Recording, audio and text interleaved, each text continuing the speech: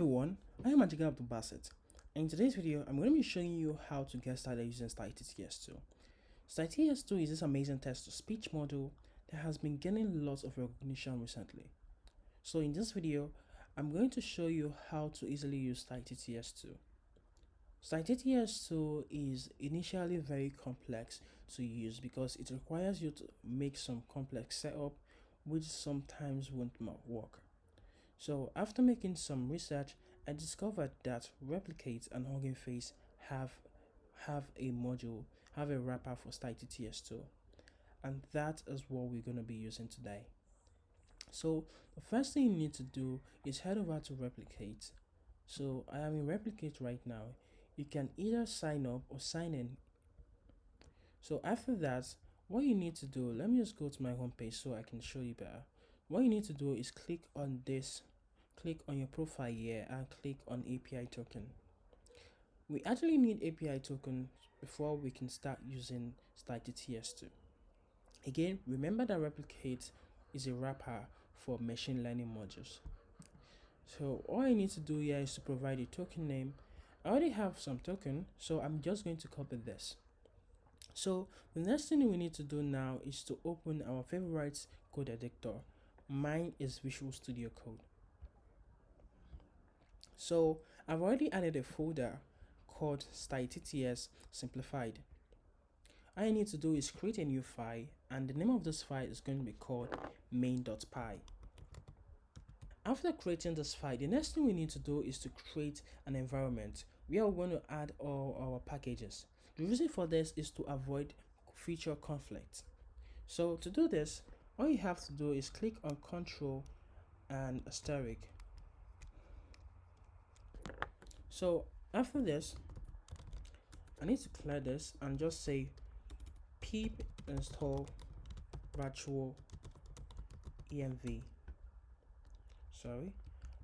If you're Mac, what you need to say is pip3 install virtual env. I already have that. So after installing it, the next thing you need to do is start using virtual env. So to do this, I'm going to say virtual env, and I want to create my environment. So after this, you can give your environment a name. I'm going to call it venv. So click on create.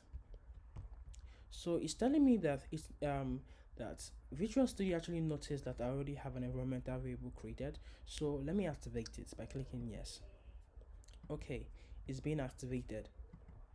So after this, let's activate our virtual env by saying source venv. Again, this is the name of the environmental variable of the environment we actually created. Just say bin/activate. Now we have activated our virtual environment.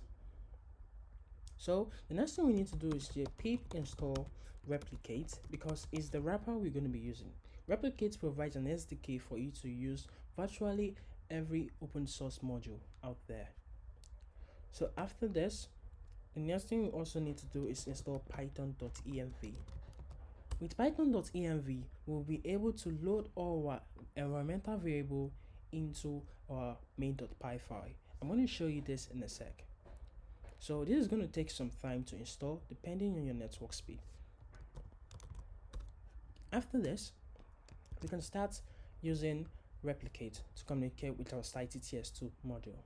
So the next thing we need to do is just say from .env import load.env, loads.env, and after doing this, we also need to import replicate. Yeah. So let's call this load.env. What this load.env basically does is that it takes all our env file and actually loads it. So let's create a new file called .env. And okay, so these are our, so what we need to do is, let me head over to our documentation. There is something that recommends us using this variable name. So this is it. It's called replicate API token. By using this environmental variable name, what's going to happen is that replicate is automatically going to detect it, so you don't manually need to set an API token explicitly. So let me copy this API key again and just paste it here. Now we have our API token. So the next thing I need to do is just go to this and start using replicate. So let me head over to the documentation here and see they suggested a few things we could do here. So the first thing is to import replicate, which we have already done, and the next thing is to do this. So here's it. The next thing we need to do now is to provide provide some parameters so that to tune the module, to tune the StyleTTS2 to output a very good speech, like a very good output.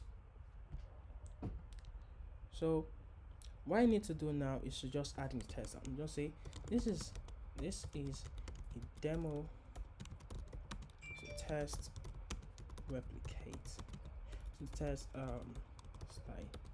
StyleTTS2 using replicate. Okay, let me explain a few things that is going on here. The first one is the module we're going to be using. The second one is the input. The input contains the test, which is what we want the text to speech module to say. And the next thing is we can actually provide other parameters to get a desired output.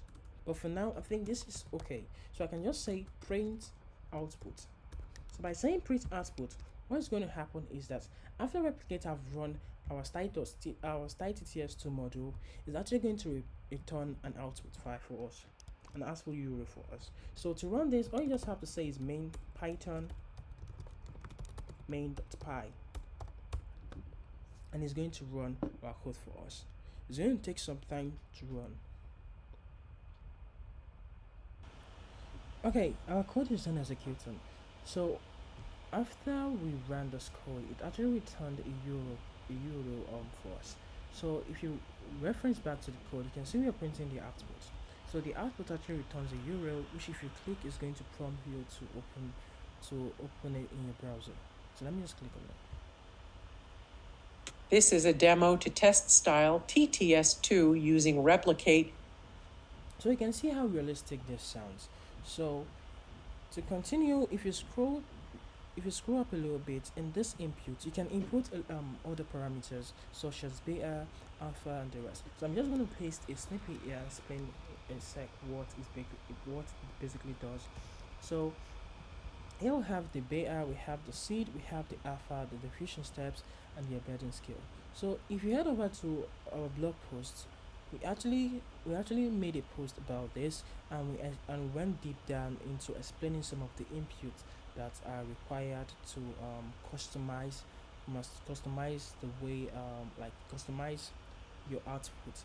So I don't think this is really important, but if you actually want to get if you want to customize the voice, so I strongly recommend you actually visit this blog and learn more about this. So yeah, this is the end of the video. I hope you have been able to learn about StyleTTS and also how to use replicate to use StyleTTS. So I'm going to see you in the next video. If this is your first time visiting our channel, please do subscribe and hit the notification bell, and we are going to be posting every single week.